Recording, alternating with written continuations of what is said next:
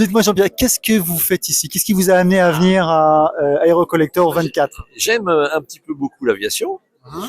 Et puis, je rencontre beaucoup de gens que je connais. C'est mon but principal. Je suis pas trop là en tant qu'acheteur, D'accord. mais je connais pas mal de copains et tout qui viennent ici à ce rendez-vous, comment dire, ce rendez-vous maintenant qui est traditionnel Hein. d'Aérocollector. Et voilà, donc je suis très content de passer la journée ici. Voilà. Alors, vos amis, ces gens que vous connaissez, ils sont professionnels de l'aviation, ce sont aussi des exposants, collectionneurs? Il y a tout. Il y a des collectionneurs, il y a des exposants, j'ai des collègues. Je travaillais anciennement à Air France. Et donc, voilà, je crois que après quelques décennies de milieu aéronautique, on commence à connaître des gens. Voilà. Alors dis-moi Jean-Pierre, on a eu l'occasion de parler un petit peu Oui, avant cette avant. interview et je vais quand même casser le suspense.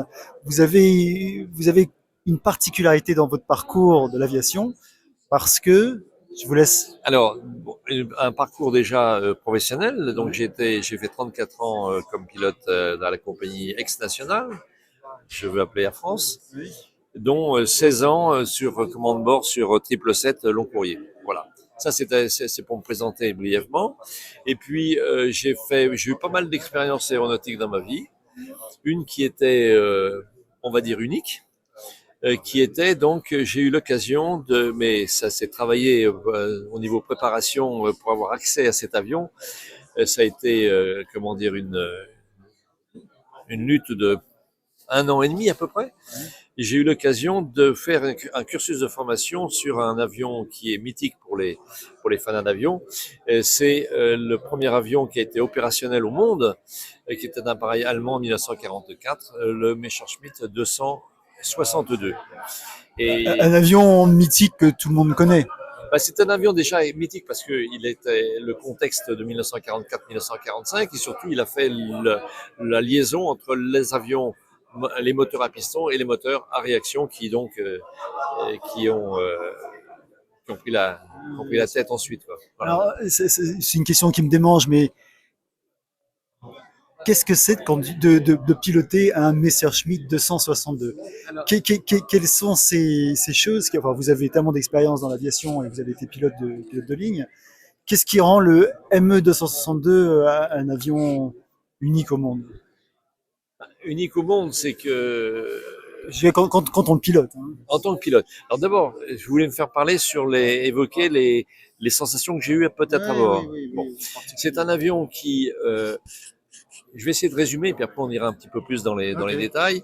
C'est un avion qui m'a enthousiasmé en l'air, en vol, qui ne m'a pas, qui m'a pas désorienté dans la mesure où on approche à une vitesse de 130 nœuds, 135 nœuds, ce qui est tout à fait les vitesses d'avion de ligne. Au niveau anticipation, commande, au niveau pilotage, euh, très puissant, très puissant, mais c'est un plaisir, c'est un plaisir.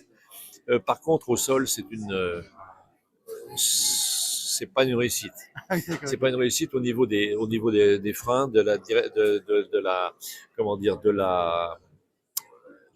du contrôle directionnel. Pour faire un quart de tour ou un demi-tour, c'est vraiment, il faut le travailler. Il n'y a pas de roulette de données, par exemple, directionnelle. Ah, oui, donc c'est Donc, avec c'est le temps d'atterrissage uniquement avant. avec le différentiel de poussée.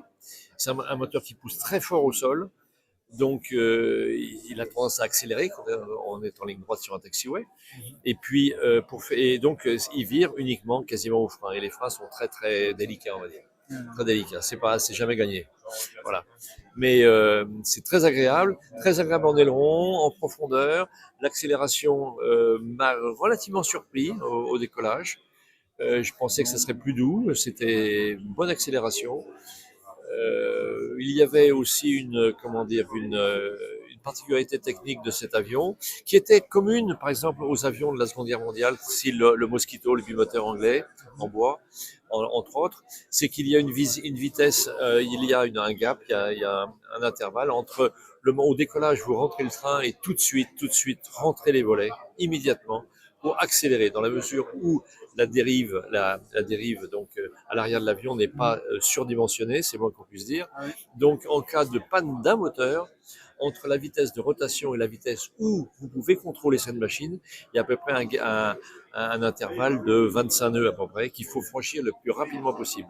Parce que si vous avez la panne brusque, donc au sein de cette plage-là, il y a une seule solution, c'est vous réduisez le deuxième et vous vachez dehors. Il y a pas de contrôle. Voilà. Mais très, très agréable.